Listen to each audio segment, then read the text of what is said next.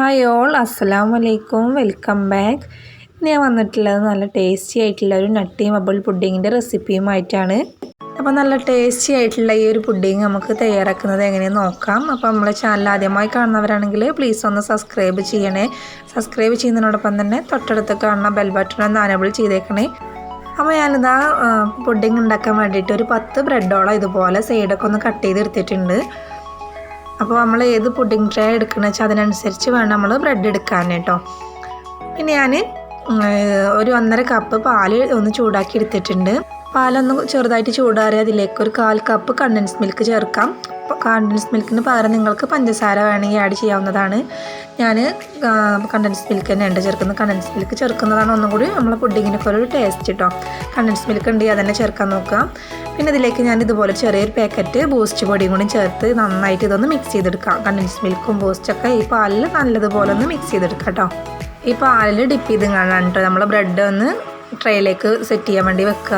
അത് നമുക്ക് മാറ്റി വെക്കാം. ഇനി ഇതിലേക്കുള്ള വിപ്പിംഗ് ക്രീം ഒന്ന് ബീറ്റ് ചെയ്തെടുക്കാം. അപ്പോൾ ഞാൻ 1.25 കപ്പ് വിപ്പിംഗ് ക്രീം ഇവിടെ എടുത്തിട്ടുണ്ട്. അതിലേക്ക് 1 ടേബിൾ സ്പൂൺ വാനില എസൻസ് ചേർത്ത് കൊടുത്തിട്ട് നന്നായിട്ട് ഇതൊന്ന് ബീറ്റ് ചെയ്തെടുക്കാം.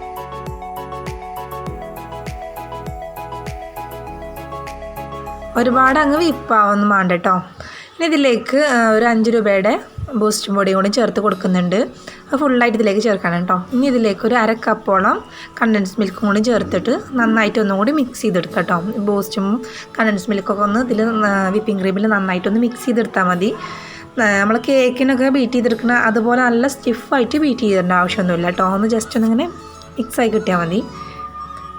ഇനി നമുക്ക് പുഡിങ് ഒന്ന് സെറ്റ് ചെയ്യാൻ വേണ്ടി തുടങ്ങാം. അപ്പോൾ അതാ ഞാനൊരു ബ്രെഡ് എടുത്തിട്ടുണ്ട്. അപ്പോൾ ഇനി ഇത് നമുക്ക് ഈ പാലിൻ്റെ ഒന്നിങ്ങനെ ജസ്റ്റ് ഒന്നിങ്ങനെ ഡിപ്പ് ചെയ്ത് കണ്ട് നമ്മളെ പുഡിങ് ട്രേയിലേക്ക് നമുക്കൊന്ന് സെറ്റ് ചെയ്യാൻ വേണ്ടി വെച്ച് കൊടുക്കാം.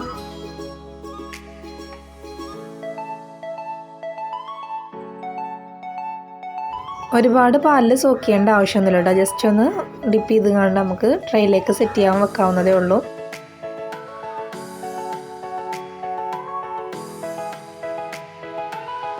അപ്പോൾ എല്ലാ ബ്രെഡും ഇതുപോലെ ഞാൻ സെറ്റ് ചെയ്യാൻ വേണ്ടി വെച്ച് കൊടുത്തിട്ടുണ്ട് കേട്ടോ. ഇനി ഇതിൻ്റെ മുകളിൽ കുറച്ച് വൈറ്റ് ചോക്ലേറ്റും ഡാർക്ക് ചോക്ലേറ്റും ഒന്ന് ഗ്രേറ്റ് ചെയ്തതാണ്. അത് ഇതുപോലെ ഒന്നിങ്ങനെ ഇട്ട് കൊടുക്കാം. അതുപോലെ തന്നെ കുറച്ച് നട്ട്സും കൂടി ഇട്ട് കൊടുക്കുന്നുണ്ട്. ഞാനിവിടെ നട്ട്സ് കുറച്ച് ബദാമും കാഷ്യൂ നട്ട്സും കൂടിയാണ് ഇട്ട് കൊടുക്കുന്നത്.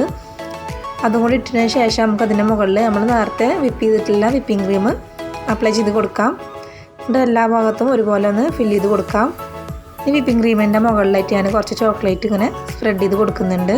അതുപോലെ തന്നെ കുറച്ച് നട്ട്സും കൂടി വെച്ച് കൊടുക്കുന്നുണ്ട് കേട്ടോ.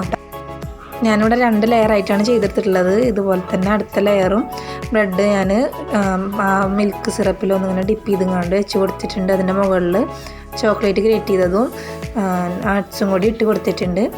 ഇനി ഇതിൻ്റെ മുകളിൽ കുറച്ചധികം വിപ്പിംഗ് ക്രീം അപ്ലൈ ചെയ്തുകൊണ്ട് നല്ല രീതിയിലൊന്ന് ഫിനിഷാക്കി എടുക്കാം കേട്ടോ. അപ്പോൾ ഇതുപോലെ നല്ല രീതിയിലൊന്ന് ഫിനിഷാക്കി എടുത്തിട്ടുണ്ട് ഞാൻ. ഇനി നമുക്കൊന്ന് ഫ്രിഡ്ജിൽ വെച്ച് ഒന്ന് സെറ്റ് ചെയ്യാൻ വേണ്ടി വെക്കാം. ഒരു അരമണിക്കൂർ നേരം ഞാൻ ഫ്രിഡ്ജിൽ വെച്ച് സെറ്റ് ചെയ്തെടുത്തിട്ടുണ്ടായിരുന്നു. ഇതിൻ്റെ മുകളിൽ ഞാൻ കുറച്ച് ബൂസ്റ്റും പൊടി ഒന്ന് ഇതുപോലെ നമ്മളൊരു അരിപ്പ വെച്ചിട്ടൊന്ന് ഇതുപോലെ ഒന്നിങ്ങനെ സ്പ്രെഡ് ചെയ്ത് കൊടുക്കുന്നുണ്ട്. നമ്മൾ നട്ടി ബബിളിൻ്റെ ആ ഒരു ടെക്സ്ചർ കിട്ടാൻ വേണ്ടിയിട്ട്.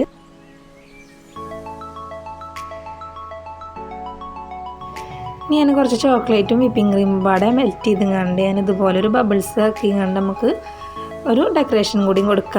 ഞാനിത് ഒന്ന് സെറ്റ് ആകാൻ വേണ്ടി ഫ്രിഡ്ജിൽ ഒരു അരമണിക്കൂർ വെച്ചിട്ടുണ്ടായിരുന്നു കേട്ടോ. എന്നിട്ടാണ് ഞാൻ ഇതുപോലെ ബൂസ്റ്റ് പൊടിയും അതുപോലെ തന്നെ ഈ ചോക്ലേറ്റ് ഡെക്കറേഷനൊക്കെ ചെയ്തിട്ടുള്ളത്.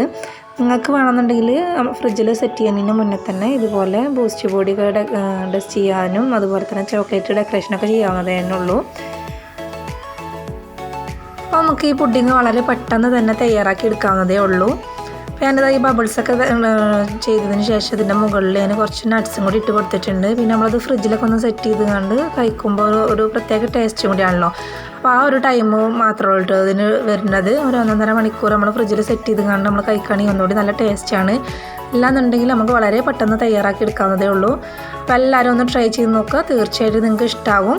അപ്പോൾ ഈ വീഡിയോ നിങ്ങൾക്ക് ഇഷ്ടമായെന്ന് വിചാരിക്കുന്നു. വീഡിയോ ഇഷ്ടമായാൽ ലൈക്ക് ചെയ്യുക. നിങ്ങളുടെ ഫ്രണ്ട്സ് ആൻഡ് ഫാമിലിക്കൊക്കെ ഷെയർ ചെയ്തത് താഴെ നിങ്ങളുടെ അഭിപ്രായങ്ങളൊക്കെ കമൻറ്റ് ബോക്സിൽ ഫീഡ്ബാക്കായിട്ട് അറിയിക്കണേ. അപ്പോൾ ഇനിയും നിങ്ങളുടെ സപ്പോർട്ടൊക്കെ പ്രതീക്ഷിക്കുന്നു. സബ്സ്ക്രൈബ് ചെയ്യാത്തവരുണ്ടെങ്കിൽ പ്ലീസ് ഒന്ന് സബ്സ്ക്രൈബ് ചെയ്ത് സപ്പോർട്ട് ചെയ്യണേ.